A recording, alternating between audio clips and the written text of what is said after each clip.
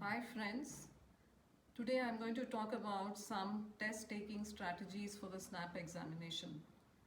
And since I teach for the verbal section, I'm going to talk exhaustively about the verbal section itself. As you know, in the verbal section of the SNAP examination, there are three areas that we need to cover.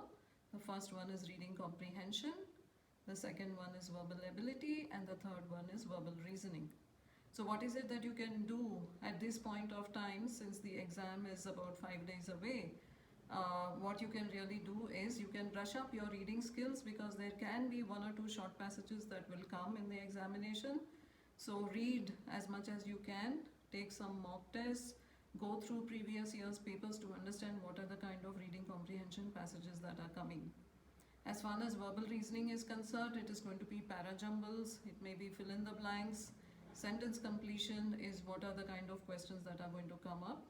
And as far as verbal ability is concerned, you can expect all kinds of questions. One area is what is known as grammar.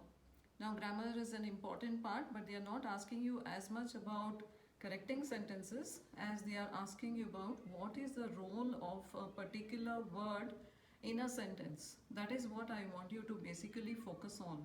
So not only should you know the definition of each part of speech, but you should also know what is the function of that particular word in the sentence. So as in the previous examination which happened on 20th December, there was one particular question which you asked you what is the function of a conjunction like so in that particular sentence. So those are the kind of questions that you need to know and to understand, not simply correcting sentences by instinct because they are looking wrong, but because you're looking at what is the function of a word in a sentence. So understand what is the definition of each part of speech apart from simply correcting sentences by instinct. Right, guys?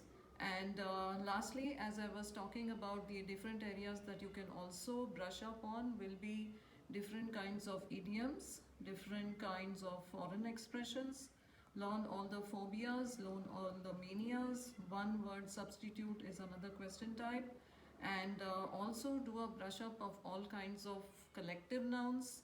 So these are all very, very simple general English questions. All you need to do is to do a refresher of all these kind of question types, and you should be able to do well in the verbal section. Now, talking about what is it that you will do in preparation on the day of the examination for the SNAP, guys, there are four aspects that I want to talk about. The first one is, since there is a possibility to move from section to section, pick up that particular section that you're best at, so that when you do that particular section, you build up your confidence very well and you're doing good. You get a mental jog and you build up your confidence, and therefore you go into the examination with complete surety that you're going to do well in this particular examination, right? So see that you choose the best section. My advice would be to you is to start with the general English section, because you might have a reading comprehension passage, and reading comprehension passage requires the mind to be very, very fresh and clear when you start reading it and answering the questions. Second point that I would like to make is that there is a sectional cutoff, so see that you answer adequate number of questions in each section, so that you're able to meet the sectional cutoff and then look at a higher score. And the third thing that I would like to tell you is that you have to answer questions there, and you have not, the time is a huge pressure over there, so you should not take more than 1 minute per question. Number of questions in the English section is going to be 15, and see that you do not take more than 15 minutes to answer all these questions in order to meet the required time for all the other sections also. So that is these are the four things that you need to keep in mind as far as the day of the examination is concerned. And lastly, I would also tell you that please you'll see that your preparation is complete. See that you have covered every area and every aspect of the verbal section as much as you can, and the next 5 days goes into rigorously practicing all the areas, so that on the day of the examination you can optimize your skills and give it your best shot.